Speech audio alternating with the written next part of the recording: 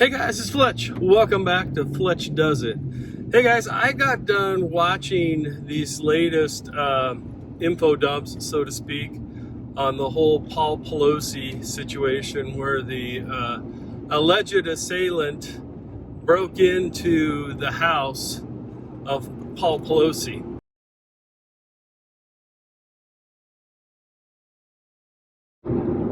And guys, I'll just tell you right off the top of my head, having been a former peace officer, there are several things here that, to me anyways, just red flags, right? Something is not right. We're not being told the truth about this situation and what happened. So the first point is that when the door opens, both men are standing there with, the Cheshire cat grin on their face, and so like something's up. Not only that, Paul Pelosi is holding a drink in his left hand up until the point to where the assailant attempts to or does hit him with his hammer. Sorry for the camera shaking a little bit. The mount's not very steady today. I apologize for that. But anyways, and then they also released the footage showing that this guy David, whatever his name is, broke into the house. And for me anyways, the alarming thing that I'm seeing is that a lot of the quote-unquote more liberty-minded news sources or conservative-minded news sources, in my opinion, are falling for this. Okay, guys, so let me paint a picture for you. People have come out and said, hey, this dude that broke into the house is, like a known male prostitute and different things like that.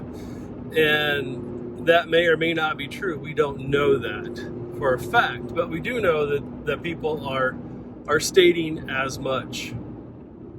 Now, what easily could have happened was Paul and this David fella hooked up, so to speak, for the night, and then Paul decided he didn't want to pay him, or David decided he wanted more money than what they had originally agreed to.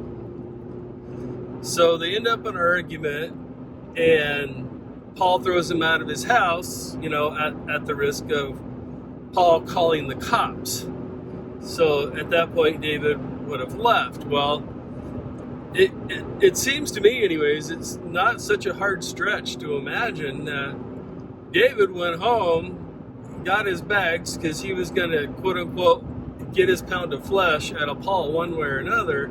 So he was going to do what he was going to do, and then he was going to skip town. He left all of his baggage outside and dug a hammer out of there. And so, guys, there are so many red flags in this whole story. Honestly, I can't believe that people are taking this serious. The fact that Dave broke into Paul's house has absolutely nothing to do with the story other than he committed the crime of breaking and entering. And, it's just, I don't know. There's something in my spirit just keeps telling me that this is jacked. Something about this story is not true. It's not even close to being true, but they're not going to tell you that for whatever reason. And in these things, it's usually where hindsight is 20/20. But guys, I'm telling you, as a former peace officer, this whole notion that this dude just, broke into Pelosi's house because he wanted to do something to Nancy or whatever, and Paul just happened to be at the right place at the wrong time, and all this is BS. It's just straight up BS in my opinion. And, it doesn't matter whether you're talking about Pelosi standing there with a drink in his left hand the whole time, or the fact that, if Paul was really under duress and fear for his life, why is he hanging on to his drink to keep it from spilling? That to me just seems very, very not believable.